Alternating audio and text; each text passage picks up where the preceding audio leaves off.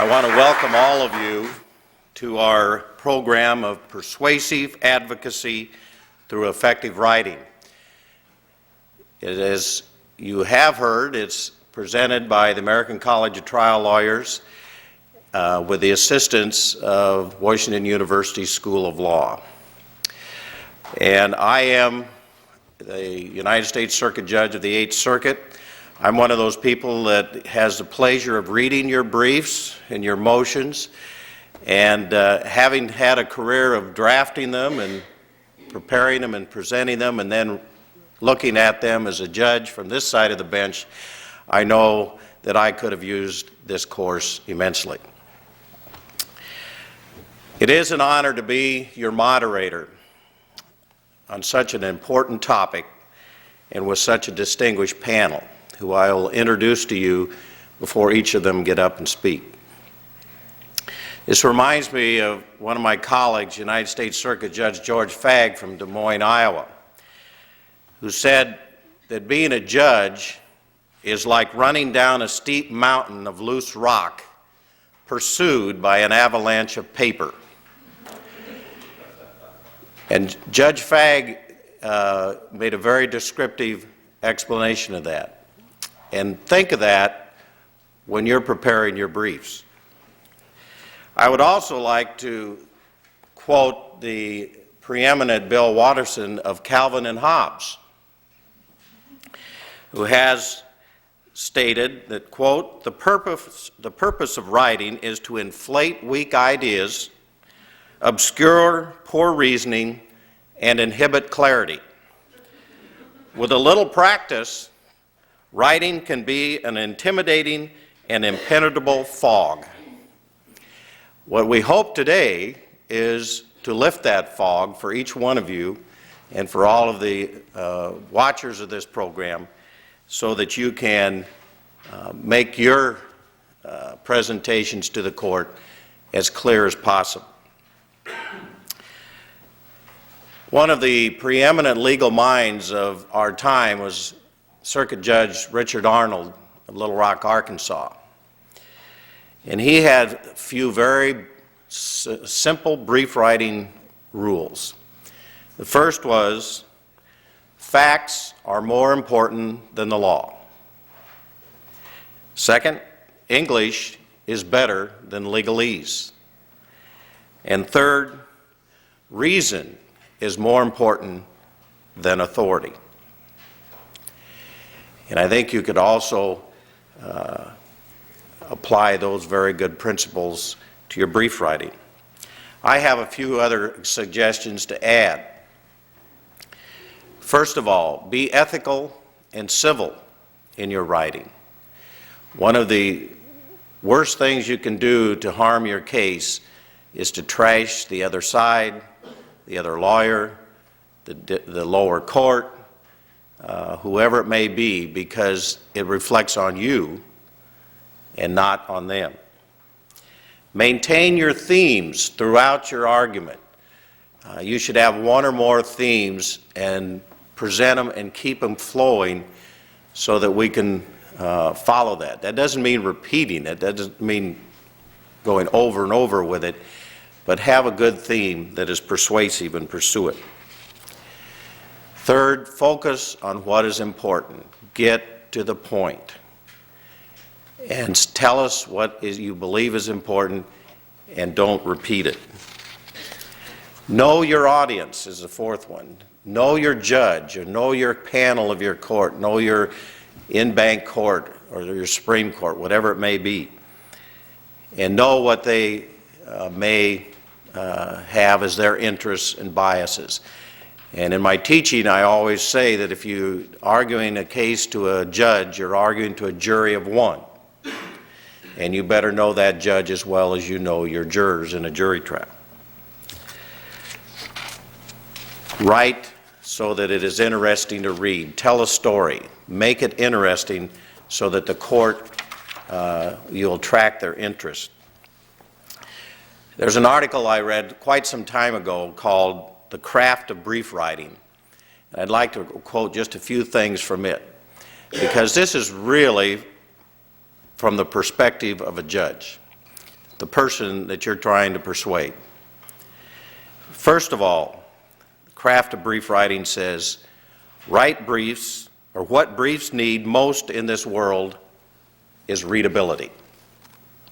Second, the most meritorious aspect of briefs is they do come to an end. Third, the worst aspect of a brief is the end is where the brief should have started. Fourth, a slender brief is infinitely more alluring than an obese brief. Fifth, what is left out of a brief is almost as important as what goes into the brief. And sixth, judges, who are human beings by nature, lawyers by profession, and judges by fortuity, can read. But with all the fascinating reading available, why squander their time reading a dull, verbose brief? Well, with that wisdom, I'm going to introduce our first speaker. We have some outstanding speakers, which I call high-mileage lawyers, because they have been accomplished for many years in their profession, and these are the top people in the United States and Canada. Our first speaker today is Professor Timothy Terrell, who is a professor of law at Emory University School of Law, where he joined the faculty in 1976. He has a law degree from Yale Law School and a postgraduate diploma in law from Oxford University in England. He is a co-author of a popular text on legal writing entitled Thinking Like a Writer, A Lawyer's Guide to Effective Writing and Editing, published by Practicing Law Institute. Professor Terrell is a frequent lecturer around the world on the topics of legal writing and legal ethics. For example, he's a primary consultant in legal writing for the Lex Mundi Association of International Law Firms and assisted that organization in developing its statement of shared professional values. He has also presented numerous programs on opinion writing to judges and judicial clerks around the United States, and has for more than a decade conducted the writing and editing portion of the New York University Institute of Judicial Administration's training program for new appellate judges. So with that, I give you Professor Terrell. Thanks very much for that very kind introduction, and let me get us started in all of this. I have been asked to go first, or at least I've tried to go first here, on my insistence more than anything else, because I'm going to be the most abstract presenter of the group, I would imagine. I'm going to try to make my stuff as real as I can with the examples that are in your materials. By the way, my set of materials is at your tab 2, so I encourage you to flip to that, because that's where I'm going to take you through this set of materials as rapidly as I can. And I'm hoping that I will get through this in about a half an hour or so. This is a set of materials that I put together that comes out of material that I present to law firms and folks around the country, and so I don't know exactly how these things time out as they get cobbled together. Also want to note for you that I'm the only speaker who is doing a PowerPoint. As a practicing academic, I cannot talk unless I can point at something. And so I have this PowerPoint. The first proposition, what I'm going to be doing is talking about theories of rhetoric. And the reason for that, if you take a look at what is page 1 of that photocopied set of materials after the table of contents, basic proposition I want to argue to you is that we're going to start at the highest levels of abstraction about getting ready to write a brief. And of course, you've got to understand the procedural and substantive circumstances in which you happen to find yourself, things like that. And I'm not worried about that. All of you are good lawyers. Where I want to go is the basic proposition, first of all, of the strategy. What is the appropriate strategy for a lawyer to approach the entire process of writing a brief? And as it turns out, that strategy overwhelmingly in this country, probably in Canada as well, I just don't have as much experience there, but I'm certain in this country, is the following. There's only one real strategy, and that is because doctors have discovered, I don't know if you know about this, but doctors have actually discovered that all litigators have an additional gland in their body. No, it's true. You apparently haven't heard about this. Doctors have discovered that all litigators have an additional gland inside themselves, and this gland happens to exist near the kidneys. And when a lawyer gets involved in an advocative situation, this gland causes a hormone to be pumped throughout the body, and it takes you over and rules you as if from outer space. Because the basic strategy that all lawyers employ in going into a writing of a brief is quite simply this. What they want to do is to crush and to kill and to destroy the other side. They want to leave them sniveling on the ground, begging for mercy. The fact that that strategy has never once in the history of litigation ever worked bothers no litigator. What they want to do is to crush and to destroy everybody they happen to come in contact with. And the question is there some kind of alternative to that strategy? And in fact, there is. The first time that my co-author on the book that was mentioned and I, first time we ever came across this alternative strategy was actually from one of the great persuaders of all time. And that's, of course, Ted Williams. Oh, it works here. That's some of you. I do that in a law school, and they're all going, Ted, what? Ted, who is he talking about? Ted Williams, very famous baseball player, right? He played for the Red Sox for years. Ted Williams was once asked, how do you get so many hits? How do you get so many home runs? And what Williams said was this: when I go to the plate, I don't actually try to hit a home run. What I do is this: I go to the plate, and I try to crawl into the head of the pitcher because I want to know the pitcher better than the pitcher does. What I want to be able to do is to use the pitcher's strengths against the pitcher as well as the pitcher's weaknesses. Now, the finest translation of that idea, of taking a ball coming at you and sending it out the other direction just as quickly, I think comes from something that was written by a person that I think considers himself to be the Ted Williams of the law. He's an obscure Midwestern judge. I don't think you've ever heard of him, but it's a guy by the name, I think it's Posner. Yeah, and this Judge Posner once wrote a chapter of a book on the topic of persuasion. He said lawyers got it completely wrong. He says what really impresses me, and we're going to have to turn to the judge later to see if this is going to be true, but he says what really impresses me about a brief is one that tries to shove me around as little as possible. And so on this first PowerPoint slide, here's the basic idea. Strategy A, the initial strategy for all litigators, is to crush and to kill. And Judge Posner put it in the following form. This is my co-author in my translation of this chapter of the book. But he put it into a nice little friction kind of formula. And he said the amount of persuasive force that you need on the page is actually a function of the distance that you want that judge to go and the resistance they're going to put up along the way. And so as a good writer, what you try to do is to reduce that distance. Your Honor, you're already there. You've already said almost exactly the same thing. It's no big deal. And you characterize the other side's argument as exactly the opposite. Your Honor, they're asking for the sun and the moon. Don't listen to these people. They're very dangerous. And so you want your distance to be as small as possible, their distance as long as possible. Now, to be able to do that, that's really a matter of good lawyering, and I'm not going to be covering much aspects of that. You're trying to make that goal very close, try to make the judge seem like they're already there. What I want to talk about is the idea of resistance on that route along the way. That's where good writing begins to come into play. And that's things like this. You're trying to make the goal more attractive. You're trying to make the obstacles less difficult. All of that is aspects of the writing that you're going to be lectured at this entire afternoon about, and I'm not going to really focus on that. Where I want to take you, though, to be able to translate this proposition into what I am responsible for covering, is on your page 2.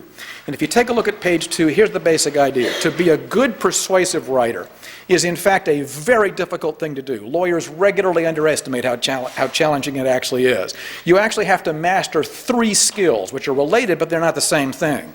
The first of them is you have to be able to think like a lawyer.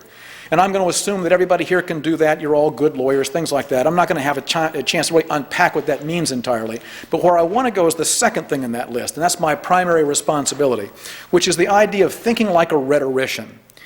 Rhetoric is no longer taught in the schools. It's kind of a lost art. And what I want to try to do is to take that concept of rhetoric, show you how the Greeks understood it, and try to update it, and then show you how those kinds of things, they just permeate a good brief. They're at every level of a brief, up and down the document, and I want to show you how they begin to play into things.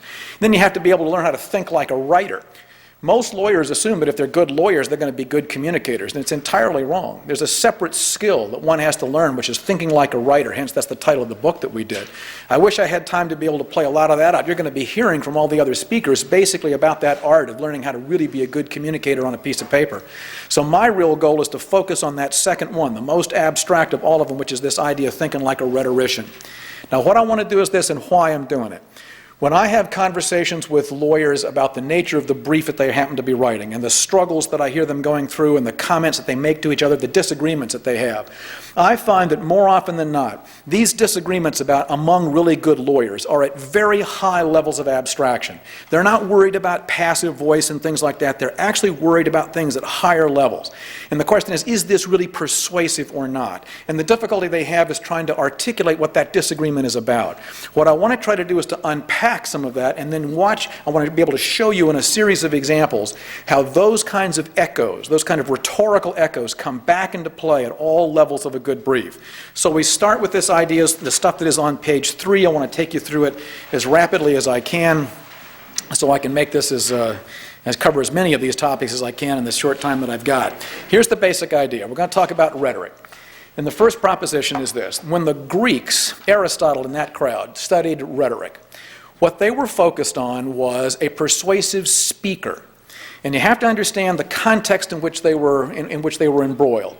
The notion was not a writer but a speaker, and specifically a speaker who was addressing the so-called hoi polloi, that is the unwashed masses out there. And the notion is here is somebody who is going to be able to dominate an audience and move them from one place to another. And so what the Greeks did was to break the situation down into its 3 basic component elements here, which you can see. The speaker, the nature of the speaker, a good persuasive speaker, the nature of a good argument, the nature of the audience out there. What you see on page 3 is the following. Well, on page 3, I bust those things up. I have the idea of the rhetorical situation broken into these 3 pieces. And then in the middle column, what I try to do is to summarize for you very quickly the way in which the Greeks understood this persuasive situation. And then in the right-hand column, that's my effort to try to update the entire conversation. How do you take that rhetorical theory and make it make some sense in a modern persuasive context of trying to move a judge's brain from one place to another? So we start with the idea of the speaker, just very quickly. And when the Greeks studied this persuasive speaker, what they were talking about was, of course, this person who could dominate an audience. And so what they had to have, what they were trying to achieve was the kind of ethos, the kind of character that speaker could have to be able to impress this kind of unwashed mass out there. And when this idea gets to Rome, by the way, it becomes persona. So the notion is you've got this ethos, this strong ethos that's going to be able to move a group from one place to another. Because they were talking about this dominating of an audience, this was a speaker who was going to be able to have the entire audience look up at this person. This person is cool, they're cooler than me, I can have respect for them in a particular kind of way, so they're going to have kind of a popularity, a prestige, a dominating kind of presence with regard to that audience. I think it is clear to everybody here that you will not persuade any modern judge anywhere by trying to get the judge to look up at you. Right, where you're trying to dominate the judge. What some lawyers then do is to try to do the opposite. What they do is they grovel before the judge. Please, Your Honor, rule for me. I'm going to die if you don't. All this kind of, I'm not worthy of being in the room, Your Honor. And so you have the judge look down at you. And it's exactly what you're trying not to achieve in a good persuasive presentation. What you want to do instead in a modern circumstance is to level the playing field professionally. You're not trying to have anybody look up or down. You're trying to level the entire thing. You want to look at each other professionally. And so what you have to have is a kind of veracity and an integrity that allows the two of you to be able to speak to each other as professional equals. So that's the kind of ethos that you want to bring to the conversation. How do you come across as that appropriate kind of person? And lawyers are forever surprised at how their character will show up in their writing in ways they never predict. And I want to try to show you, particularly toward the end, what I'm going to do is I'm going to pull together some examples at very micro levels how your character, who you think you are as a professional, actually is embedded in the way in which you present sentences and paragraphs and things like that. It's all there and almost nobody understands it because they've never analyzed it. So I'll take you through that idea when we have an opportunity. The second proposition that they came up with, they wanted to focus on, was the idea of the nature of a good persuasive argument. And you'll notice in my little outline, the Greeks came up with 2 ideas.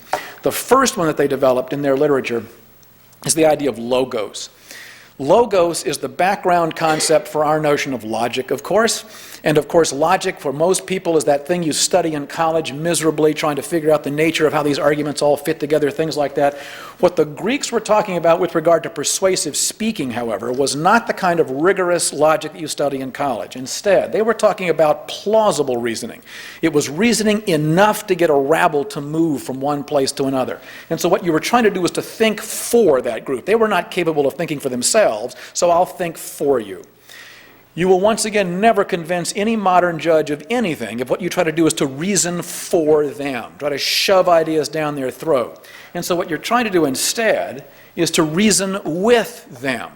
Now that you're professional equals as a matter of character, the argument is now where you're going to be reasoning together as professional equals as well.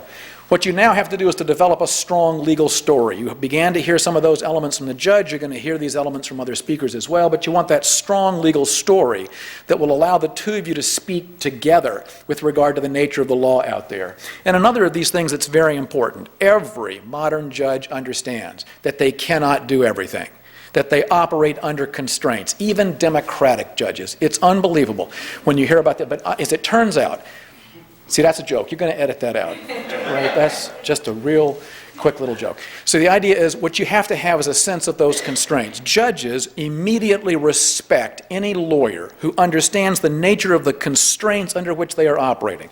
There are consistency constraints. I got to make the law fit together. There are coherence constraints. I got to make the law make sense in some way. And if you can understand those kinds of constraints, all of a sudden the nature of the argument you make becomes much more plausible from their perspective.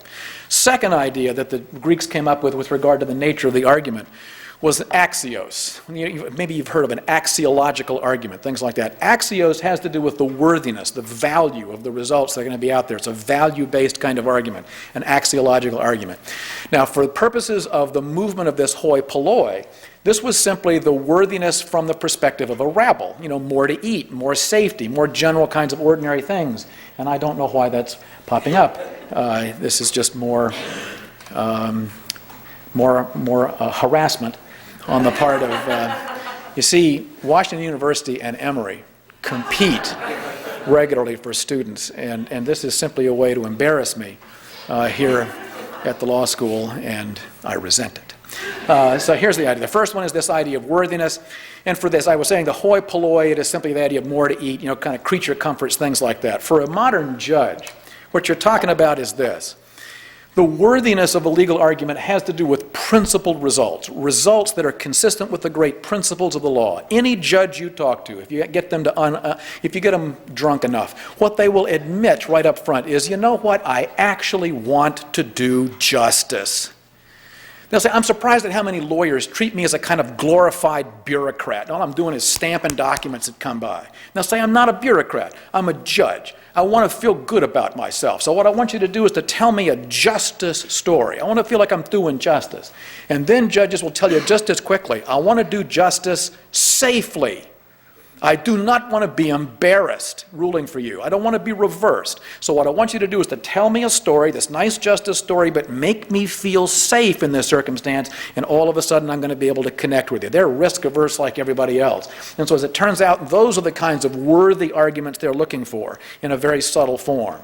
And then finally, this is the one that's the most misunderstood. The Greeks also developed this idea of pathos, which was focusing on the nature of the audience. Who were they addressing? And the thing to remember is they're talking about the hoi polloi, that unwashed mass out there. For them, what they were trying to say is because they're not particularly reasoned people, they're going to react much better if we give them emotion as the foundation for moving from one place to another. And so this whole idea of pathos, of emotion in a presentation came up. And what they talked about in their literature was the notion of invoking emotion. In a modern context, what that means basically in the Greek context was to tell the audience the emotion they ought to feel. You ought to be angry. You ought to be happy. So I'm telling you how you ought to feel. In a modern circumstance, the difference is quite subtle but very important. Instead of invoking emotion, you evoke emotion. To evoke emotion, you pull the emotion out of the audience. You make it feel like it is their emotion, not yours. We have, of course, a wonderful example of that from our former glorious chief executive. Oh, come on, you remember that phrase, right? I feel your pain. Oh, that was wonderful. I feel your pain. Gosh, I'm hurting. He's right, son of a gun. He's pulled it right out of me. It sounds like it's your emotion, not his. That's the way you play it out. Can you pull it out? For example, litigators love to characterize testimony. That guy's a liar. That guy's a liar. What you'd rather have is a reader looking at a document going, whoa, I think that guy's a liar. I think that guy's a liar. You want it to be their conclusion and their response, not you shoving it down their throat. And that's the idea then of evoking emotion. Can you pull it off the page in that form? That's where I'm going to begin playing. I'm actually going to show you examples that go through this list in the opposite order. I want to show you some things that have to do with pathos at large levels of abstraction in a document, and we're going to move our way through these kinds of things. We'll see how I kind of pull these things together to show you some examples of each one step by step by step. So we're going to start with this idea of rhetoric and pathos. And specifically where I want to go, oddly enough, is something at this very large macro level, as it turns out, which is at this level of introductions. How do you begin a brief? And honest to goodness, the way in which you begin a brief, there's so much of the game that is won or lost very quickly at the opening of a brief. And this is one of those places where one of these very strange, rhetorical, abstract elements begins to come into play, and this is going to be this idea of pathos that I want to try to play through here with you as rapidly as I can. On this page 4, what I've done is to kind of pull together some quick observations about some of the basic propositions that any brief opening ought to have. And I'll put that up here in this PowerPoint as well. And this is one of those pieces where there's stuff missing in this PowerPoint, and I do apologize for that. And so I will fill in these blanks in here, and you can just write them down if you want. This is not in your materials, by the way. This particular PowerPoint is not in your materials. And the reason they disappeared is because the letters that have those words are, I think, in blue or something, and they just got washed out by this black background. And so what I'm going to do is to take you through this quick set of organizing propositions for the opening of a brief. Now, the first proposition is this. There are 3 great elements that you're trying to establish emotionally and kind of at this very abstract mental level in a reader. And those 3 are the ones that you see here in the largest type. You're trying to make your reader intelligent, smart, feel intelligent about the nature of the argument you're about to make. I'm not going to go through that in detail, of course, at all. This is going to be the topics that you're going to hear from other speakers in a lot of excellent detail, I can tell you that. And I'm just going to summarize a couple of points about that for you very quickly. You're also trying to get the reader's attention. You want them to be able to stay on the page with you. And you also want to get the reader to relax. You want them comfortable as they go through all this stuff. And I want to take you through elements of all of those to show you how all of that is this modern form of pathos and emotion that you want to have even in that professional reader. So this is a kind of professional pathos, a professional kind of emotionality that we're going to be talking about in a document. Kind of strange proposition. But I want to focus principally on the latter 2 down here. But let me just kind of set things up. With regard to the opening of a brief, you certainly want to make your reader intelligent enough initially to deal with all the detail you're going to give them in the brief. So you want to kind of crank their brain into gear. And one of the ways you crank them into gear, as you will hear in detail, is to give them the point of the exercise. And the point, quite simply, is just trying to make certain that the reader understands what they're supposed to do with the information that you've given them. You're trying to give them the mental exercise they're going to play through.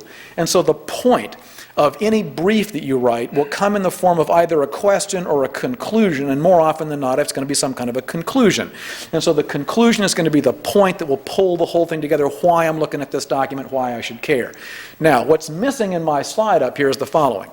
The point in your brief, as obvious as it is that you're supposed to kind of give them the bottom line legally, the point in every brief you write will come in 2 forms. Never 1, always 2. One of the points, which is one of the words that should be underneath that word point, is the word legal. That is, obviously, you're going to have some kind of a legal point. What is the law here? What is the outcome? Why should you win? Why should they lose? Good old legal point.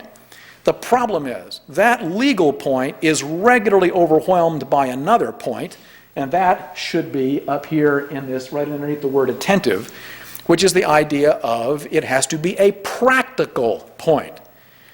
All readers read a document, even a judge reading a brief, and they're going, yeah, it's about the law, who really cares? The question really here is, how does this matter to me?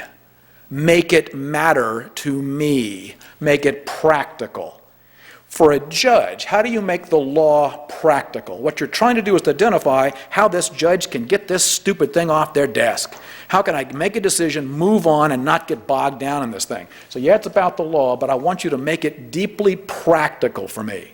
Then, as it turns out, things get much, much worse. As obvious as all of that is, the problem is that the practical point in any brief comes in two forms. Never one, always two. One of the practical points, which would be a word right above the word comfortable, would be what I would call quite simply the positive practical point. How are you going to help me make a decision? How are you going to get this thing off my desk? How are you going to make me money? You know, good old positive practical point in some way. The problem is your positive practical point is regularly overwhelmed by another, and that one, for a lack of any better way of putting it, I call it the non-negative practical point. That would be right underneath this word comfortable. Right in here would be the word non-negative. The non-negative point in your brief is very simply the following proposition, which was embedded in the comments that the judge made at the very beginning, but I'm going to pull it out and make it obvious. Here is the basic proposition. This is exceedingly upsetting. I'm glad that all of you are sitting down. I'm hoping anybody who is watching this tape sits down right now, because this is so upsetting. I have had people collapse during this presentation out of sheer horror, but I'm going to give it to you anyway, and I just hope you're prepared to take it, because here's the message. Nobody, except maybe your mother, nobody wants to read what you write. Nobody. Instead, they all hate you. If you think you are ever going to get a reader who will do justice to the blood, sweat, and tears that you put into a document, you are basically insane. Oh, come on, admit it. You go back to your office, there's a memo on your desk. What's your reaction? Oh, good, something else to read. You go, oh, God, something else to read. Everybody's got too much to read. You can just imagine the judge. They get this new brief in the case. They're all going, oh, good, I was hoping they would file another brief in this case. I was just wanting more to read. I promise you, they hate you. Every time you deliver a document, even if somebody's asked for a document, when you hand it over, what they want to do is to reach out and kill you. They really do hate, because every reader hates you. Every reader comes to a document initially asking a question, and that initial question is this: because I hate you, are you going to waste my time?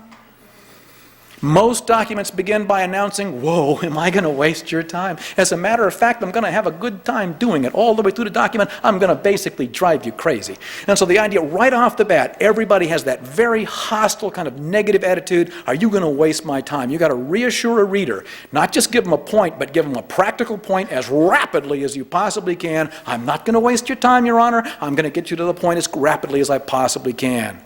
The last step in this process is actually language. Every reader comes to a document asking the question, whose language is going to control this particular piece of communication? Now, the most obvious example, this could be about French versus English and things like that. I'm not talking about that. The most obvious example of this in legal writing is where a lawyer writes for a client. And the client, the non-lawyer client, is always wondering, is the lawyer going to come out and speak my language or hide inside the law and speak their language, things like that. That's pretty obvious. There is actually a much more subtle proposition here, which goes to this notion of pathos, which is important to me. And that's the idea of the language difference between a litigator and a judge. Because judges don't speak the same language as the litigator in a number of different ways, and they'll look at a document and go, whoa, wait a minute. Right off the bat, this whole thing is kind of putting me off. The basic idea is that language, that initial language reaction can get a judge into a very bad attitude about the entire thing, and it's that professional, emotional reaction that can really begin to make the entire argument weaken as you try to go through it. Now, what I'm going to try to do is to show you some examples of this problem of a don't waste my time and language stuff. The most abstract down here at the bottom in the example that is on page 5. If I could get you to take a look at page 5 for me.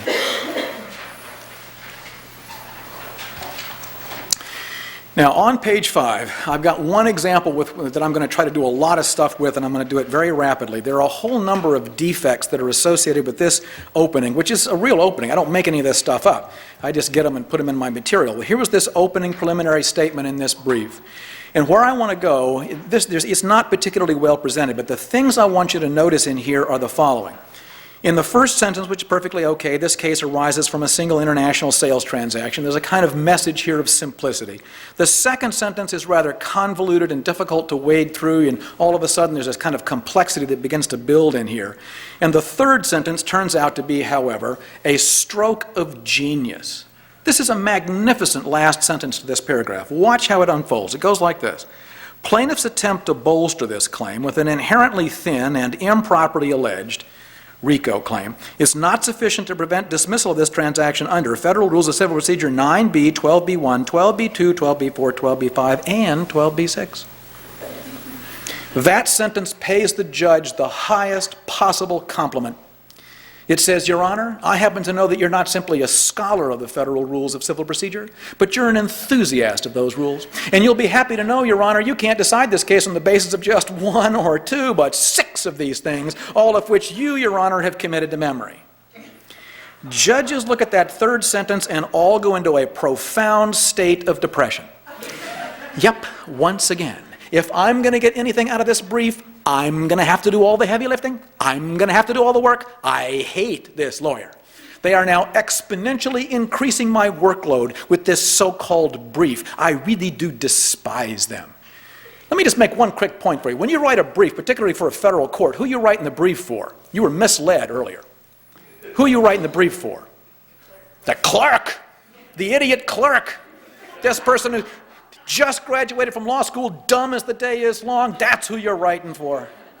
Now, I can make that crack because my daughter was a clerk on the 11th Circuit, and she used to regularly call me up, and she'd say, Dad, listen to the opening of this brief. And she would read it to me, and she'd go, I hate this lawyer. I'm going to be here all night pulling this bench memo. I hate these people. That's who you're trying to get by. And the problem is right down here, that language, right off the bat, the whole thing is, I'm going to begin to kind of drive you nuts. I'm not going to give you a practical point. I'm going to make you wade through the whole thing. And then, we know we're missing that practical point in the non-negative. I'm going to waste your time. That's all here. But watch this. I've shown this particular paragraph to lots of judges over the years just to get them to react to this, to see how they respond to this thing. And what's really interesting to me is the vast bulk of the judges react immediately at the level of language. And where they focus, in part, is the second sentence, where it says, plaintiff has not alleged and cannot allege. But every judge at some point comments on the third sentence where it says, an inherently thin and improperly alleged RICO claim. What they'll say is this: that is the language of a litigator who understands litigation as a schoolyard brawl. And my job as the judge is to separate all the lawyer combatants while they sneer at each other. What the message of this brief here is now, rule for me, Your Honor, because those lawyers over there are scum. And the judges are going, I am sick of that routine. I am sick of that babysitting. That is not the language of justice. It is the language of the schoolyard. And so right off the bat, everybody's backing away. The next question the judge asks after that language question, are you going to waste my time? This thing says, whoa, Your Honor, are we going to waste your time? We're going to make you wander through the whole thing trying to find something that's really going to be useful to you. If you take a look at the revision on page 6, which I'll just show you very quickly. On page 6, a number of things are happening here. The things that you'll have to notice when you have a chance, because we don't have time to work it through, a very subtle language change takes place in here, where all that junkyard dog sneering at the other lawyers disappears. And now it's in the language of justice. Your Honor, this is what's at stake here legally, why you ought to care, and this is why you ought to rule for us. And it's not those other idiot lawyers, it's about the law, Your Honor, it's about justice. And that kind of element is all the way through here. The one really neat rhetorical flourish in this opening, which speaks to the issue of I'm not going to waste your time, is at the very beginning of the second paragraph. Watch this little laser focus show up right off the bat. Plaintiff's complaint should be dismissed as to FCB because it does not and could not allege that FCB, a Lebanese bank with no officer assets in this state, What it's saying is, Your Honor, don't get confused here. Despite all the complexity of this case, you focus on this, everything falls into place. And so all of a sudden, the language problem is not there. There is this nice focus on something very important. The entire thing begins to come together, and the emotional, the professional emotional reaction of this suddenly disappears. On page 7, let me show you why I have this particular brief here. This is a funny one. I don't know how far this idea has actually traveled. But I'll at least make this comment to you about the nature of reducing the kind of push and shove on the page. But this is actually much more subtle than that. The way in which I have people now look at this particular opening on page 7 is the following. I now have judges, because of the NYU thing that was mentioned earlier, I now have judges who regularly laugh at each other on this point. I promise you they're laughing at you too at this point. And it goes like this. Here's the way to read page 7. It goes like this. The instant appeal by plaintiff appellant Big Bank. Judges look at this and go, wait a minute. Just how stupid do you think I am? Do you think if you refer to Big Bank later, I'm going to be deeply confused? You think I'm that stupid? Now notice you get that order, the order. You get that one down here, defendant respondent Minicorp. The basic idea is all these parentheticals are nothing more than a professional insult to the judge. Your Honor, you know what? You're so stupid. I'm going to have to write this brief to make it look like a contract. I'm going to have to create all these terms of art to keep you up with me. Basic idea is all of this stuff is nothing more than putting an arm's length distance between you and your reader. You're basically saying, I'm a lawyer, you're basically an idiot judge, and I'm going to now try to write this for you so you can understand how my brain, which is a good bit more superior than yours, actually operates. It's really infuriating. You ought to, almost no judge now reads the opening paragraph of a brief because it's where all the terms of art are set up. It's all parentheses and quote marks and junk like that. This is where you're establishing your relationship with the reader, and the whole thing is basically dissipated. My argument is this. You create terms of art only when you think that they're actually doing something useful. You're creating a joint term. There could be confusion later. Whatever it might be, if you can justify it, that's fine. But by and large, lawyers do it mindlessly. And what I'm trying to show you is that mindless kind of an approach has an emotional, the kind of pathos reaction for a reader where they're not, what you're doing now is basically trying to insult them in some kind of mild way, which is infuriating. In any event, there are all sorts of other things in this thing. We don't have time to play it out. There's a revision on page 9. You can take a look at it. I want you to go to page 11 for me just very rapidly. And this is one that I probably will shortchange because I'm going to end up running out of time relatively soon, I think, at some point. But we'll see how it goes. Page 11.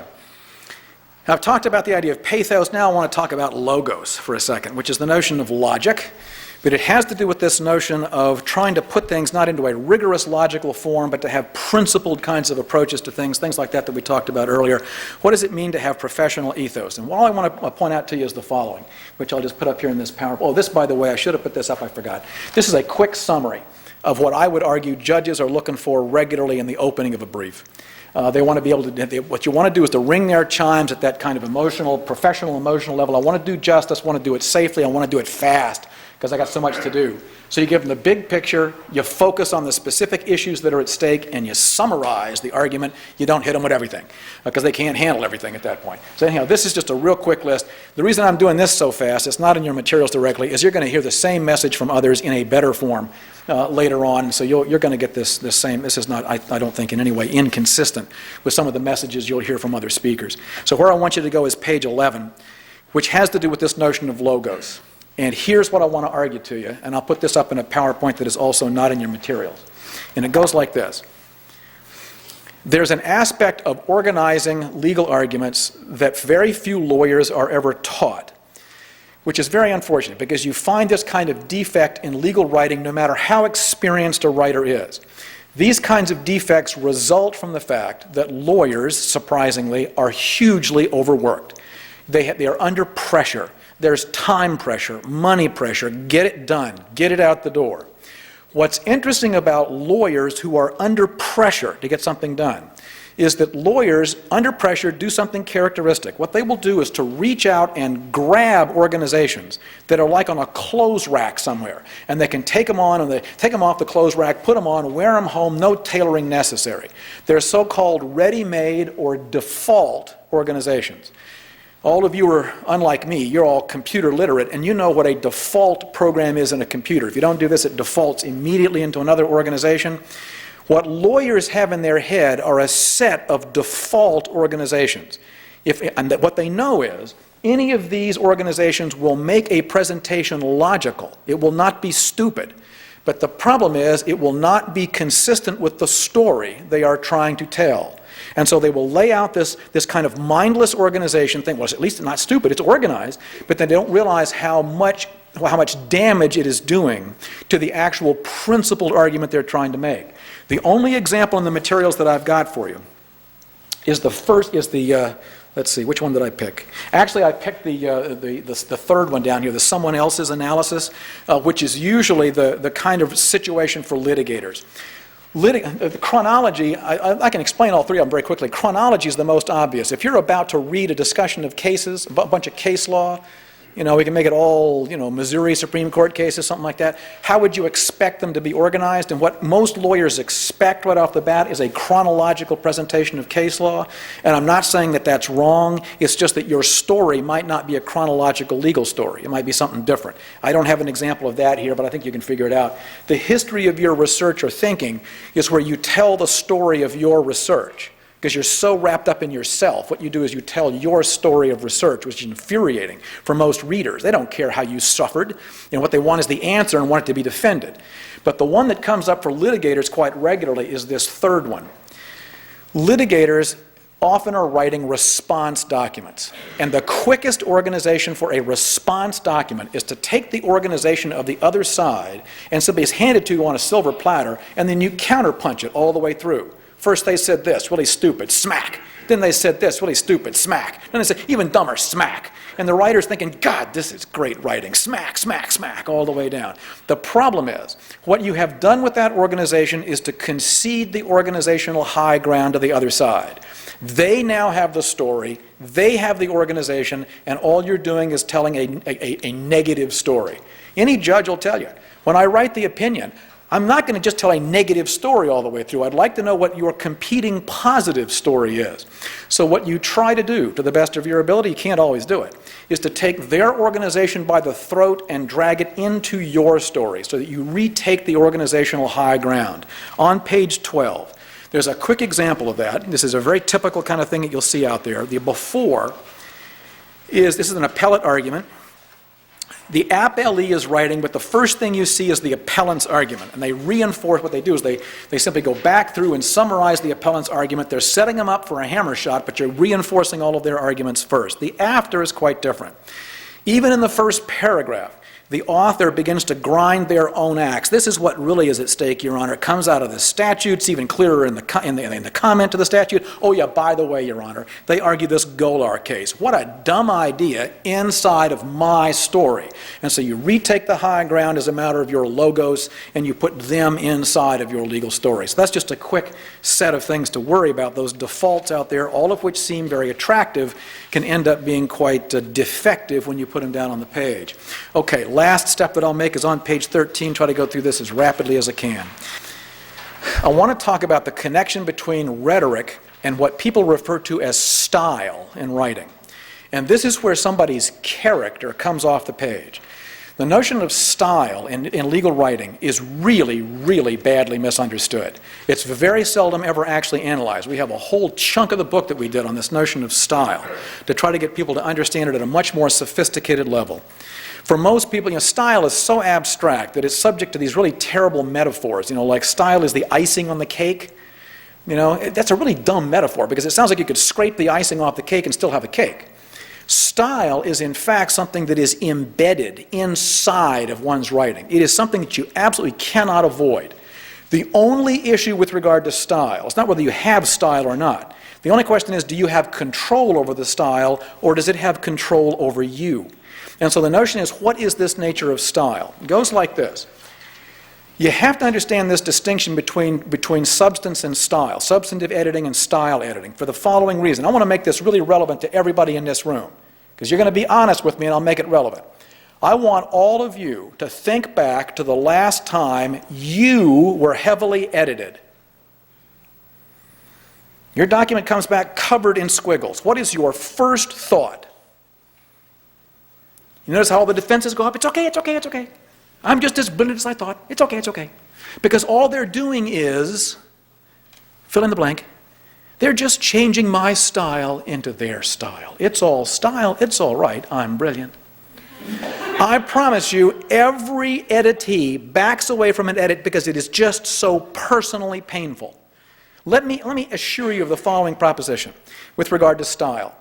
When you write, you necessarily put yourself on a piece of paper. Nobody ever believes me about that. I'm just a hard-working, anonymous professional. No, if I were to look at your writing, I could tell things about how you think of yourself as a professional. And is your style that is coming off the page. Substantive editing is where you're clearing all the barriers out between a reader and a piece of paper. Style editing is where you have the reader actually enjoy sticking around for a while.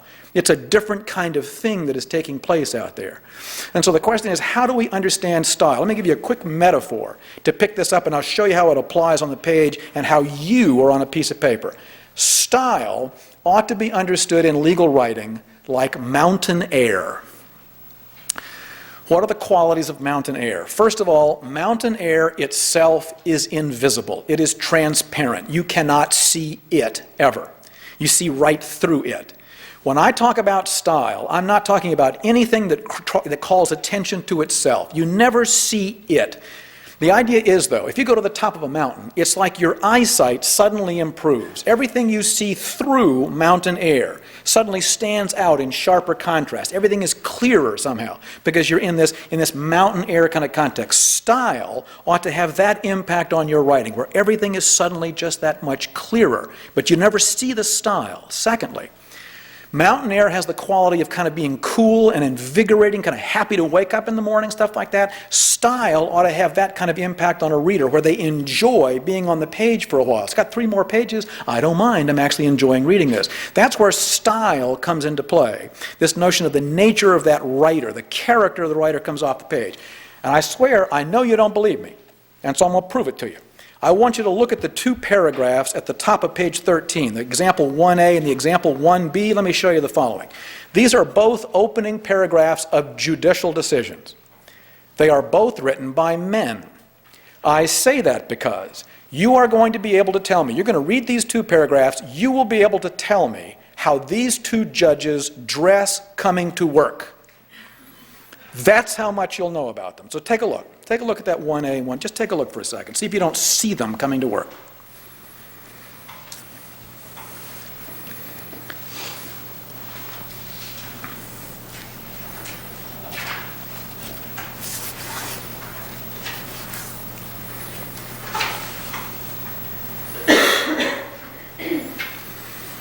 Can you not see the author of 1A? What is your first sartorial, your first clothing image of this guy? Come on.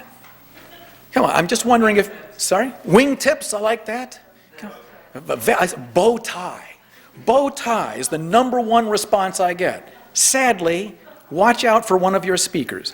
Try not to be too insulting. But honest to goodness, the #1 response by audiences is bow tie. I see a 3-piece suit. I see a little watch key with a Phi Beta Kappa key, the little watch chain with a Phi Beta Kappa key hanging off, stuff like that. This is the great Olympian judge, basically disgusted by humanity, but they need the benefit of my wisdom from time to time, so I'll write them an opinion, but I actually hate them. All of that is right there in that paragraph, right? Now look at example 1B. What clothing image do you see there? I see, at best, a blazer. Some days I see overalls. This is a real man-of-the-people kind of judge, right? And let me show you what the great contrast is between these two. Who you are on a piece of paper, your profession, your sense of who you are as a professional, will come out in just 2 things at this level of detail, your character. And those 2 things are your syntax and your diction. Your syntax is your sentence structure, your diction is your word choice. Notice that in 1A, given any opportunity to write a convoluted, difficult sentence, the judge runs for that opportunity. Given any opportunity to use a cool word, a long word, where a short one would have worked, they run for the long, complex word. And so the syntax and the diction are saying, I'm cool, you're not, arm's length, I'm the Olympian judge. 1B, on the other hand, has this man of the people kind of thing, very plain sentences, very plain word choice. And the issue here is, these are judges, so who cares? The question is, who are you? Look at the 1, 2, 3, 4 at the bottom of the page. That's the same information 4 times. Take a look at those 4 things down there.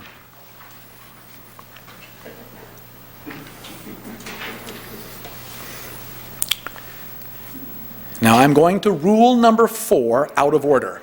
All right? You would all like to write like number 4. I'm not going to let you. You're stuck with 1, 2, and 3. And what I regularly do with an audience, I'll try to take a poll. We don't have time to play this out. I'll say, how many people here would like to be known as the author of number 1? I'll never get any hands. How about number 2? I might get a third to a quarter, a third, something like that of the audience. Number 3, everybody else. Then I say, okay, turn it upside down. Of the stuff you are going to read, which of these do you expect to see the most often? How about number 1? 2/3 of the hands go up. Number 2, 1/3 of the hands go up. Number 3, no hands will go up. And I go, this is amazing. Somehow we've gathered in this room today all the number 3s in the whole state. You're all in here together, and everybody else out there is a 1 or a 2, but you're not one of those people at all. The problem is, people go on to automatic pilot, and they don't think about how they're coming across on the page. And they will float up and down in here, or they'll float up to that number 1 because it kind of sounds legal. Here's my point to you. None of these is correct in a deep philosophical sense. I'm not arguing that. It's just, the only question is, who are you? For example, I am a pretty much dedicated, straightforward number 2. Number 2 has kind of an academic tone to it. I am an academic. I don't apologize for that. I try not to be a number 1, but I don't try to shove my work down to number 3. I'm not a man of the people kind of thing. My co-author, Steve Armstrong, in the book. Steve is an ex-newspaper man. I'm grateful when he writes complete sentences. He is in a complete number 3 type, and we fight all the time. My point to you is, at some point, you are going to be edited for style. Somebody's going to take your 2, make it a 3, make 3, make it a 2, and you're going to have a fight about that. As long as you can identify the nature of the fight, at least some of the heat goes out of the room, you know what you're fighting about. Last example in my whole little set here, the only thing I'll cover is page 14. I want to show you the problem that can happen when you go on to complete automatic pilot in this region. This is not a brief, it happens to be a letter to a client, but here's the way I'm going to give it to you. Imagine that you are Mr. Richards, and you're getting this letter from your lawyer, and I'm going to read it to you the way in which it was apparently intended by this legal author. And it goes like this. Dear Mr. Richards, in reference to your case, please be advised that defendant has agreed to a settlement, the preliminary terms of which I cannot now be bothered to actually tell you. Just read the document enclosed herein. Prior to the completion of the remaining details of the agreement, this office, not me, jackass, don't call me again. I only have clients because I haven't won the lottery yet. And so you can talk to my secretary. When I win that lottery, you people are out of here. This office must be in receipt of the following documentation. Number 1, a written estimate from Dr. Jones for the completion of therapy in regard to plaintiff's leg injury. Who's the plaintiff? That's you. I've forgotten your name already. You're just one more file in the office. Now what I want to show you, which is fascinating, the after is a classic rewrite by my co-author. It is the group hug approach to lawyering. You and me, client, let's go out, have a hug, go have lunch. Oh, yuck! I could not write a letter like that. But that's him on the page. It's, oh, we're just big buddies here. The question is, who are you in the context of a presentation? And that's going to be nothing more than a function of syntax and diction all the way through. That's the subtle aspect of all of that nature of one's ethos, one's character on the page. Last little example in there is about concise writing. I think that's a fairly obvious point. I won't belabor you with that one. What I need to do is to shut up because you've got lots of other people to talk who are terrific lawyers and great writers, and so you're going to want to hear from them. So with that, I am done. I appreciate the fact that you've stuck it out over time with me here in this presentation. So thanks very much.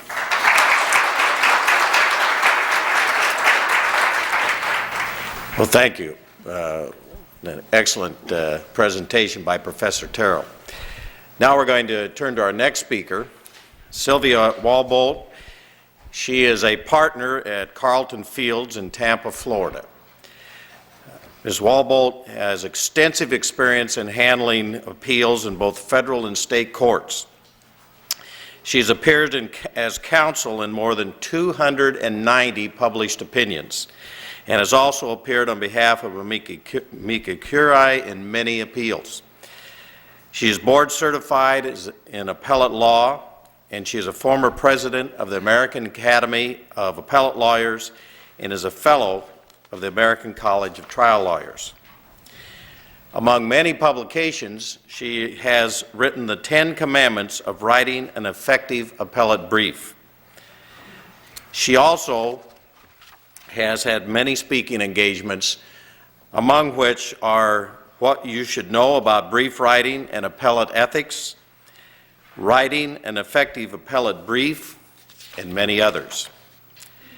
She has been listed as a top 10 women litigators by the National Law Journal in December of 2001. Please welcome Mrs. Sylvia Walpole. You have an issue in your case that needs to be resolved by the court. You've read your record, you've done your research. How do you prepare your written argument? Well, the first thing is you don't just start writing. Good legal writing is hard, and if there's one thing we realize from hearing Professor Terrell, it's hard work, and it takes a lot of deliberate thought about your case, not just your argument, your whole case. And so you need to think about your case before you put pen to pencil or finger to keyboard. And what do you think about? I suggest you start by thinking about your audience. Who are you trying to persuade? You're going to stress different points, you're going to advance different points depending on who your audience is. Your audience is going to depend on what the standard of decision will be.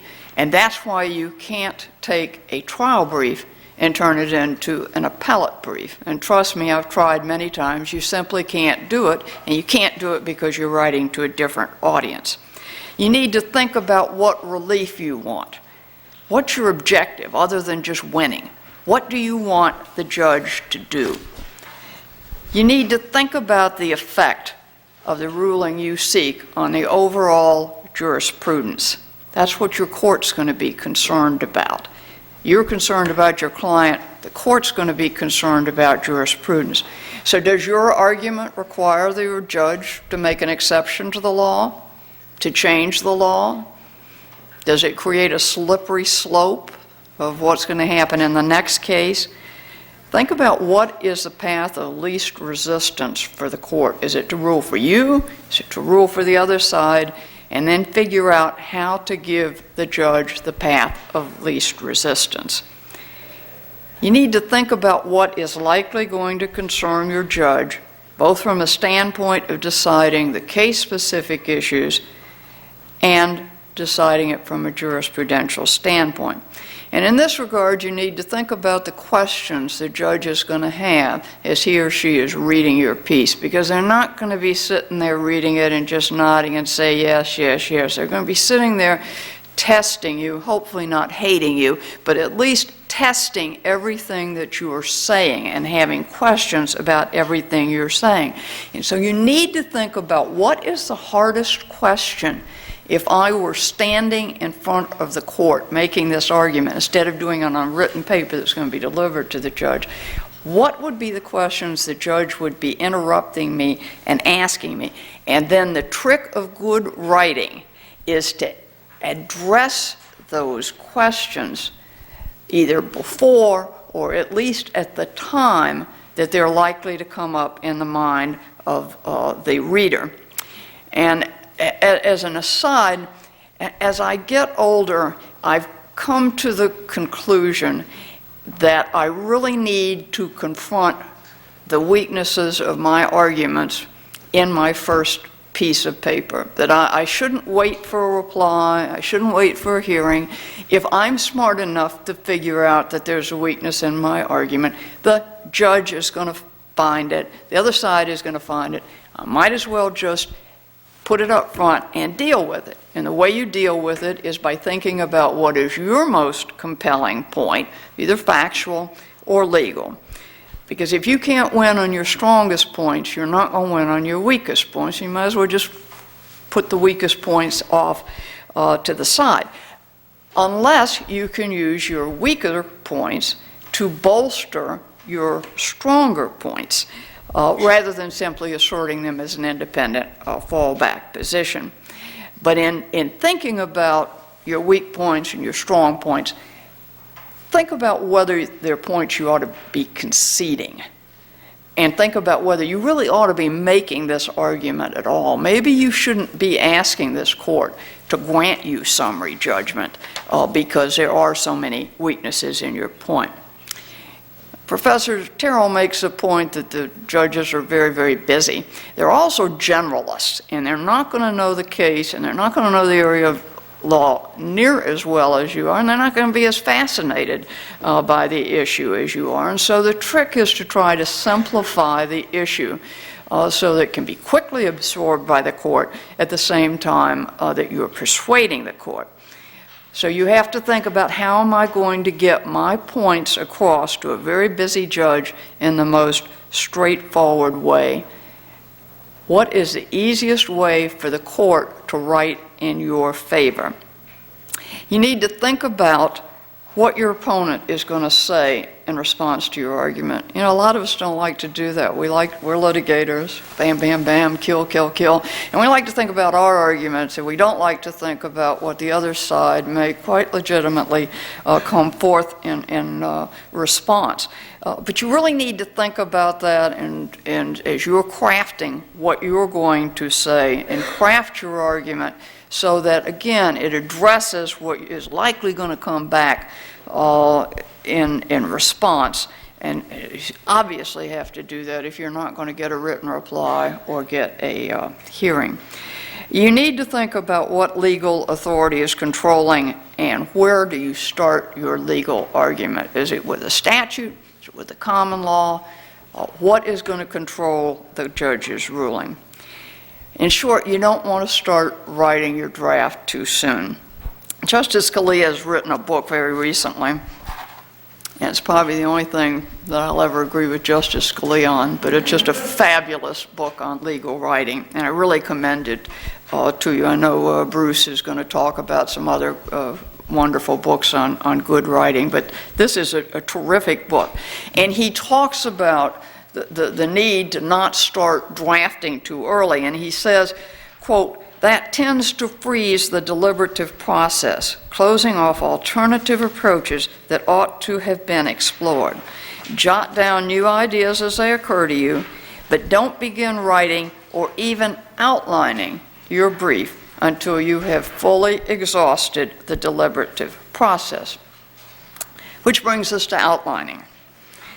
Good legal writers have to know before they start writing how they're going to organize their facts and their legal authorities in a logical, cogent, and persuasive manner that can be quickly absorbed by a busy, skeptical judge. And that's hard work. That's intimidating. And outlining can really help you. It's an essential step to good legal writing. If you start with a written plan, and that's what an outline is, it will help your writing, and it will tell you where your argument is going, both factually and legally. It will help you develop your facts so that as they unfold, as the story is told, the reader comes to the conclusion that you must win. And as you develop your legal arguments, you will develop your points and then your subpoints, again, in a way that flows or doesn't flow or doesn't tie together. And if it doesn't flow or doesn't tie together, it'll allow you to think about, should I drop that argument? Should I move that argument? It doesn't belong here. Outlining also serves another valuable purpose. Professor Terrell talked about how intimidating writing is. It's hard work. It's the hardest thing I do in my practice of law. And I never write without outlining. I've been doing this 40 years. I still outline my briefs. And one reason I do that is it helps you get started. It allows you to get something on paper and That's half the battle. Once you have a solid outline, the brief should write itself, because you have your natural headings, you have your natural table of contents, you have a story that tells your themes, and it makes the structure of your argument visible to the reader, and that advances the reader's understanding. It also forces you to articulate things that may be in your mind, but as you start to put them on paper, they don't write quite as clearly as you thought they would. And it allows you, therefore, to develop an organization that will be not only coherent and logical, but also persuasive. And then you begin to fill that outline, that structure in with your facts and your authorities that carry out your themes. That keeps the writer, and because it's keeping you as the writer on track, it keeps the reader on track. It will eliminate ultimately tangential points, and it will develop the court's understanding of why the issue should be resolved in the way you propose. Think of an outline as the simple spine of your principal points. Think of it in terms of headings of a table of contents, which often is the first thing a judge may read and should be persuaded by the time they finish reading your table of contents. The headings should tell a story. They should convince the reader that you win, and outlining will help you achieve that. Outlining also gives you something to show to somebody else, cold, before you start writing. Ask a person who knows nothing about your case or your issue to read your outline. Ask them, does it persuade them? Does it convince them? Are there questions they don't understand? Do they have comments? If they don't understand it, your judge isn't going to understand it. And so an outline will make sure you're on the right track before you've spent long hours going down the wrong track. And Justice Scalia again addresses this point, saying that eliminating the step of economy is, quote, of outlining is, quote, false economy. The time you save will be more than counterbalanced by the time consumed in deletions and revisions that will be required if you charge ahead with no plan in mind. There are many ways to outline that. I didn't know that. I was raised in an age where you outlined according to the Roman numeral 1, Roman numeral 2, A, B, 1, 2. That was how you did it. But in preparing for this, I did some reading and learned that the researchers have found that Roman-style outlining is something that is left-brain dominant thinking. And if you are right-brain dominant thinking, you will find that to be a hard way to outline. And so you may need to find another way of outlining, but you still need to find a way to outline. When I have a young lawyer come to me and say, oh, I can't outline, I just have to start writing it, I inevitably find that I get a disorganized work that could have been avoided by outlining. There's an article, and I didn't cite it in the written materials, but there's an article, it's at 2J Assistant Legal Writing Directors, 27, which is a journal of the Association of Legal Writing Directors. It was a fall of 2004, on all of the different ways of outlining. It's absolutely fascinating. Some of them, because I'm a left-brain thinker, I could never do because many of these are right-brain thinkers. But if you are interested in looking for different ways to outline, I commend the article to you.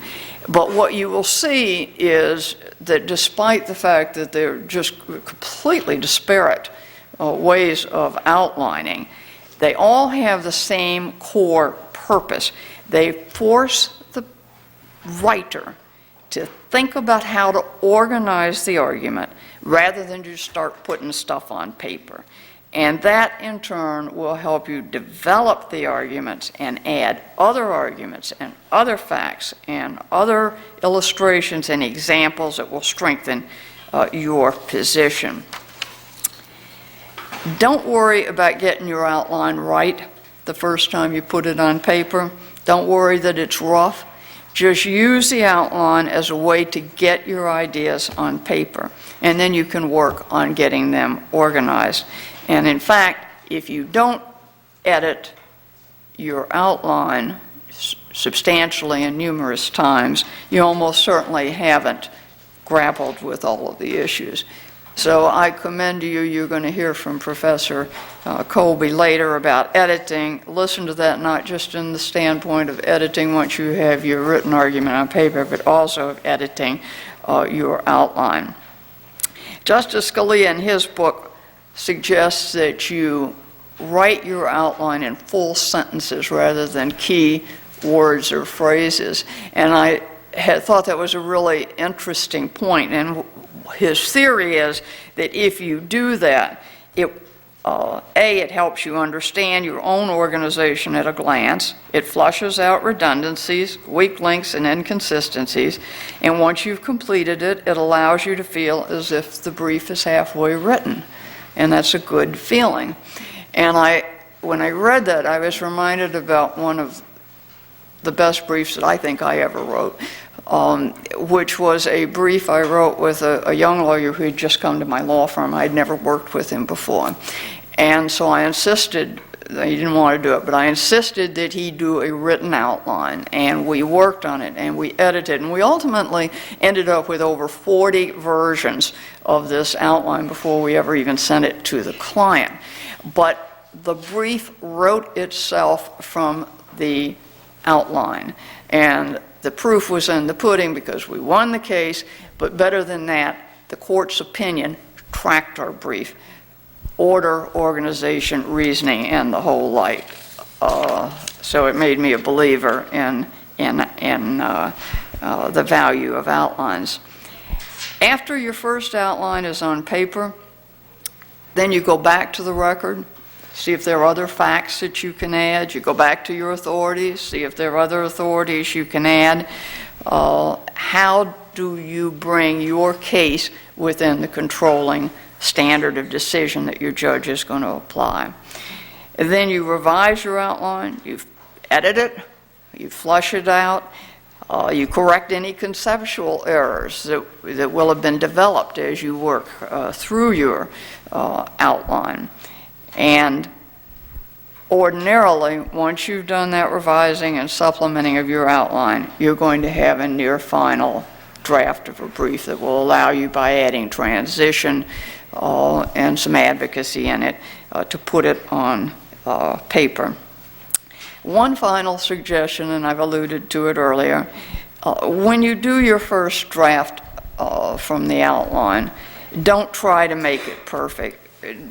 Just try to get your points on paper in a proper, logical organization. You can and you will polish it later. You'll use the editing techniques you're going to hear later in this program. If as you're writing you get a writer's block, and we all do, just put a placeholder. Just say paren, to be added, and just keep moving. As I said, I've been writing briefs for a very long time. Trust me, Justice Scalia did get this right. Outlining is an essential step, and it works. Thank you, Sylvia. It's an excellent suggestion on outlining. Now we're going to turn north of the border, and not just north of the Missouri border, but north of the United States border, to Toronto, Ontario, where we're going to have Brian Finley, who is a senior trial and appellate counsel with Weirfolds LLP, talk to us. Brian has been involved in general litigation in the fields of commercial law, public law, constitutional and administrative law litigation for many years. Brian was granted his Queen's Counsel in 1983 by Her Majesty the Queen in Right of Canada. He clerked for Justice Spence of the Supreme Court of Canada. He is a fellow of the American College of Trial Lawyers. And he is an honorary overseas member of the Commercial Bar Association of England and Wales. He has been recognized as one of the only 39 Bet the Company litigators for Canada, which is identified as the most eminent and influential litigators by the best lawyers in Canada. He's been recognized by Lexpert as one of the 100 most creative lawyers in Canada, by Lexpert and Thomas Carswell as one of the leading 100 Canada-U.S. cross-border litigators, and by Lexpert and American Lawyer Media as one of the leading 500 lawyers in Canada.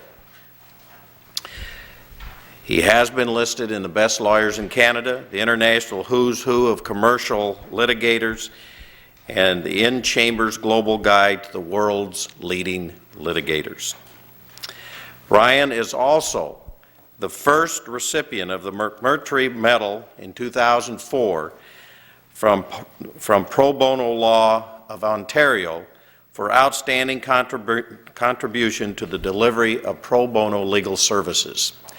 So please welcome from our Canadian provinces, Brian Finley. Brian. Thank you very much for that kind introduction. I come to preach the gospel of effective written openings. I'm a firm believer that this is the most important part of a written brief. When I started the practice of law, I always thought that it was the oral argument that was the most persuasive and the best route to the judge. Times have now changed. It is now in the written material.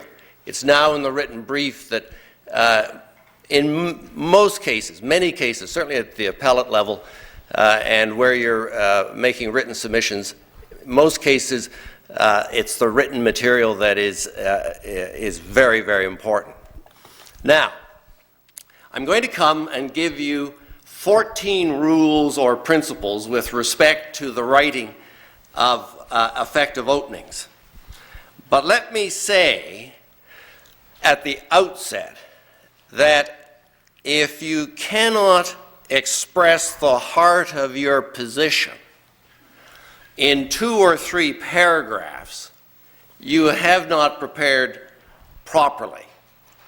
It's interesting that Justice Ruth Bader Ginsburg, in all her opinions, starts her opinions off with what she calls a press release. The very first 3 or 4 paragraphs of her opinions summarize exactly what is to follow. Now, it's absolutely essential that you can articulate your argument in 2 or 3 paragraphs.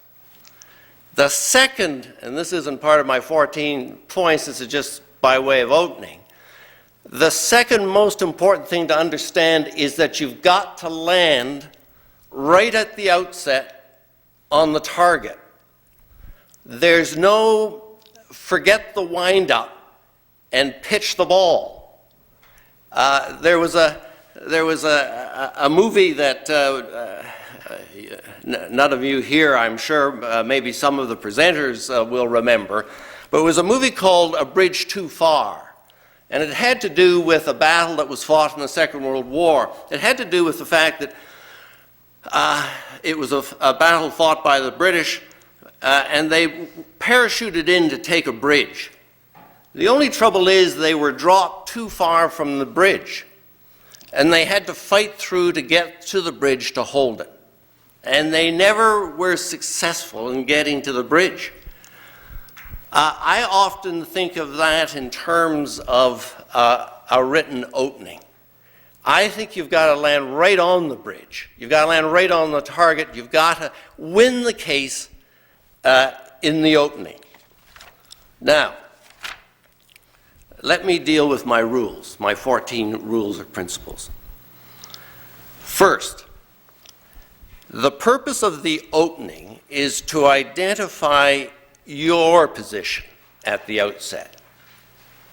You want to set out exactly what your position is as to why you should win the case.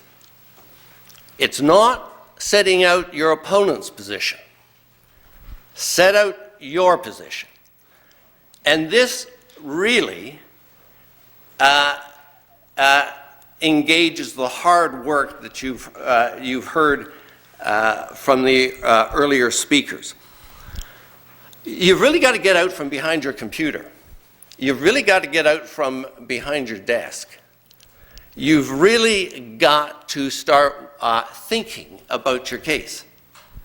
I find that a lot of people start writing before they really have thought about their case. And what you've got to do is you've got to think about your case, and you've got to think about what is it that is going to win this case for you?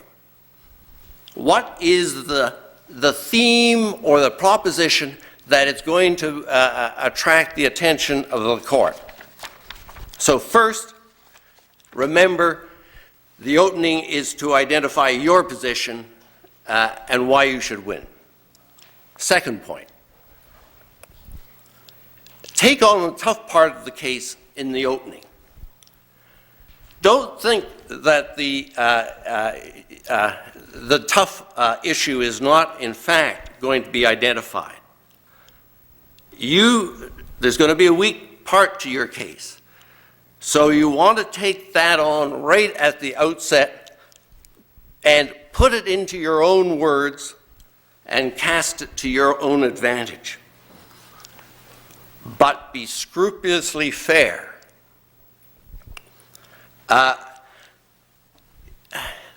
One of the most important things you will have going for you, or you must have going for you, is your credibility. It's probably the strongest weapon you have. And if you lose your credibility with the court, you're going to be at a decided disadvantage.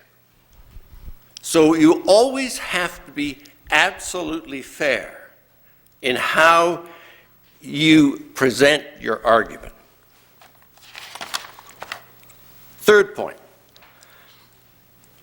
the opening should not contain your position on every issue.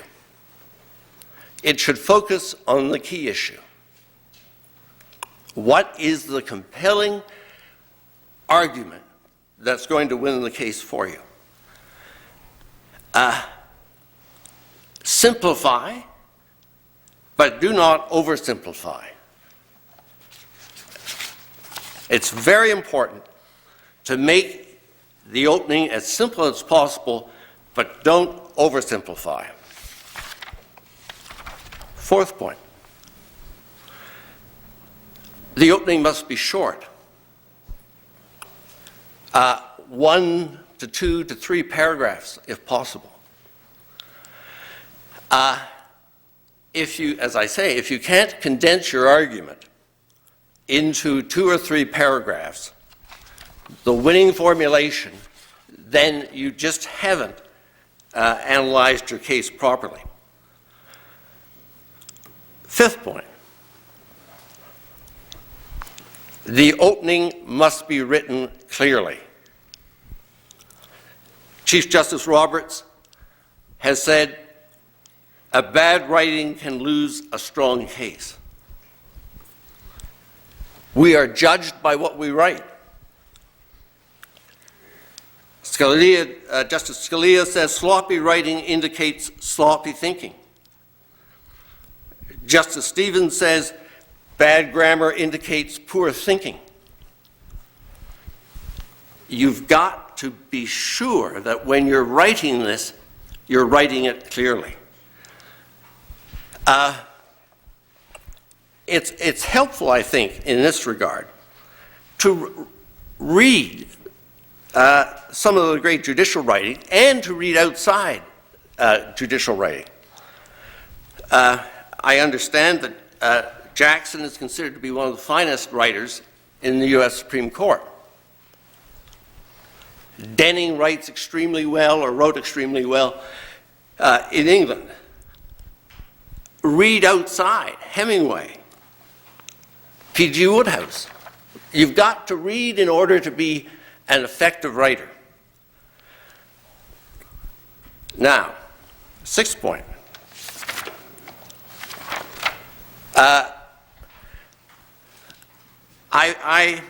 I've written down here, try not to cite law in the opening. Having said that, I've often thought it's impossible not to refer to the law. But I leave this in because I think it's important that we try not to over-legalize the opening. Keep it simple. Keep it fact-based if you can. Don't encumber it with legal propositions.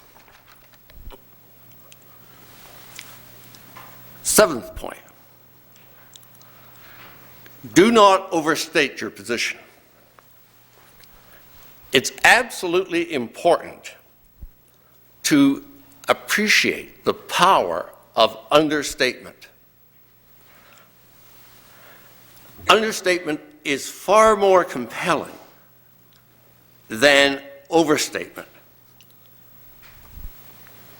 And understatement takes with it an enhancement of your credibility. Eighth point. When responding, be positive. Never appear to be back on your heels. Always have the initiative. So put the responding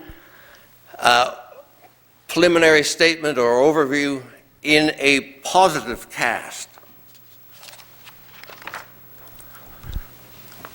Ninth point, write the opening last. After you've done your written argument, then do come back and do the opening. It'll only be after you've done your written memorandum, we call them factums, that you'll be in a position to really hone in on the opening. Don't try to do the opening first. Do it last. Only then you'll know what you want to say. 10.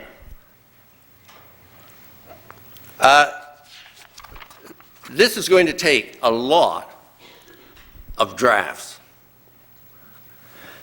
I keep a binder, and I just keep putting the drafts in one after the other until I get to the final product. It's really hard work. It's sufficiently hard that it makes you wonder what it is about our profession that attracts us to it.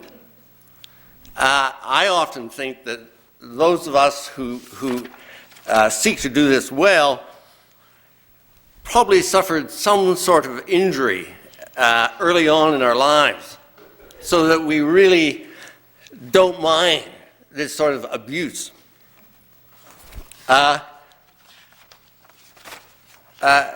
With regard to the hard work, let me just read to you about 12 lines from a recent biography of Churchill, probably one of the great users of the English language. And this is from William Manchester's biography, and it talks about Churchill preparing a speech, and it demonstrates the hard work that's involved.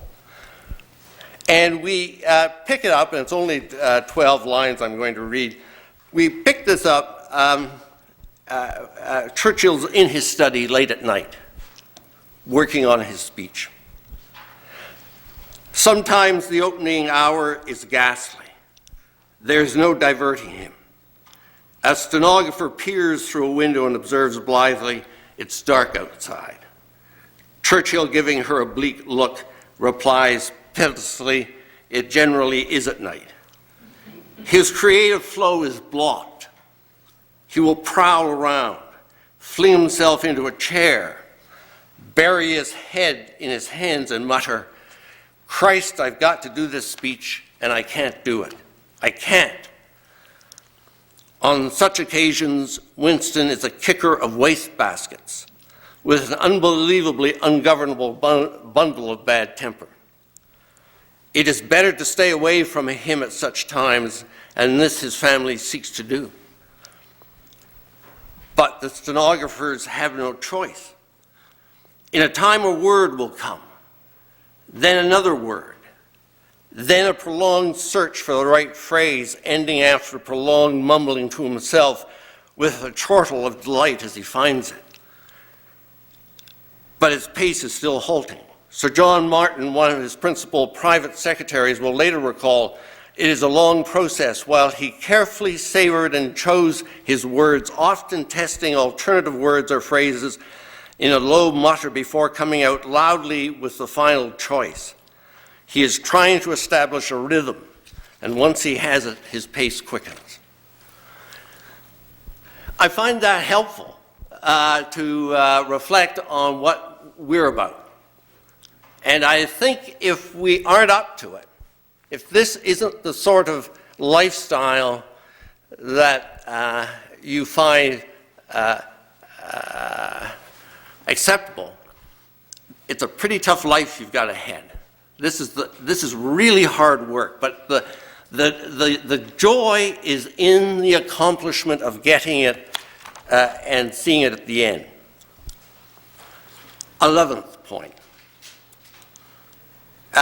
Can you explain what the case is about to your spouse, partner, or friend? This is really the test. I come home and my wife says, "What have you been working on?" And I say, "Well, let me tell you. Let me just explain what this case is about." And shortly into my explanation, my wife says, "Stop. Speak English. I don't understand a thing you said." When you've got a case, sit down with somebody who's going to spend some time with you and say, and try to explain why you should win the case. And see if you can do it in a short 2 or 3 paragraph summary. It's very, very telling. 12. Show your opening to others to get their criticism. As Professor Terrell said, it's tough to see something come back covered in red ink, but it's important to get the criticism of others. 13th, put the draft away and then come back to it in a few days' time and look at it. I have put in your material a number of openings that I've used, and I must say when I look at them even now, I cringe and think I could have done a better job. But put the draft away for a period of time and then come back to it a few days later. 14th, and finally, do not feel obligated to slavishly follow the procedural rules governing the form of the brief. If you have a way of presenting the argument in the written form that may do damage to the written form, as long as you can get it past the clerk and get it filed, feel free to make the form fit what you think is important for conveying the argument. For example, I always like to, if I can, title my opening as the nutshell paragraph. I'd like to say, "The appellant's position in a nutshell."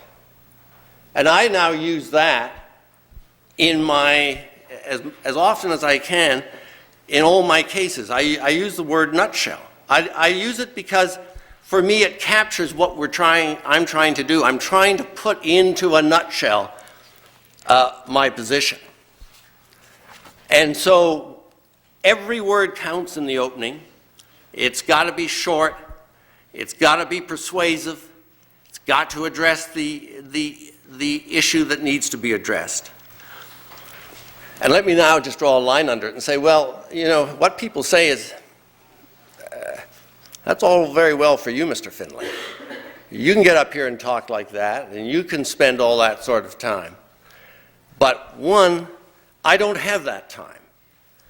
And two, my client can't afford it, and if I'm a public interest lawyer, I just don't have enough hours in the day to articulate what you're, in written form, what you're suggesting. And it was interesting that I saw an interview of Chief Justice Roberts, and this very same question was put to him. Listen, what is being asked of counsel here is so time intensive and so hard. One, clients can't afford it, or we don't have enough time in the day. So, Chief Justice Roberts, what's your answer to that? And Chief Justice Roberts said, that doesn't cut any ice with me. He said, no lawyer could possibly stand up in court and say, listen, if my client had paid me $1,000 more, my written brief would have been a hell of a lot better. Or if I had only spent, I would have liked to have spent more time, but there just wasn't that time available to me. Neither excuse works. You've got to spend the time. Whether you can bill it or whether you can, if you're a public interest and you're on a salary or however you're remunerated, you're going to have to find the time in the day to prepare the written brief as well as you can. And that's because we come back to the issue which is commanding, in my view, in litigation. It comes back to your credibility. You may not think about your credibility at this point. It may not be just something that you think about day in or day out. But one day you'll go into court and there'll be a difference. You'll be treated differently. It won't be all that noticeable. But you'll sense in yourself that the judge is listening to you. And the judge is listening to you because he or she wants to hear what you have to say. And that is when you have established a credibility. And it comes painstakingly from the hard work of preparing these openings and preparing these briefs. And you may think that this is time that can't be spent. One, you have to do it because you're an officer of the court. And two, you have to do it because this is how you're going to establish your reputation. And then when you talk and when you write, and a judge picks up the brief, the judge will say, I know this person. And it will carry an enormous advantage for you.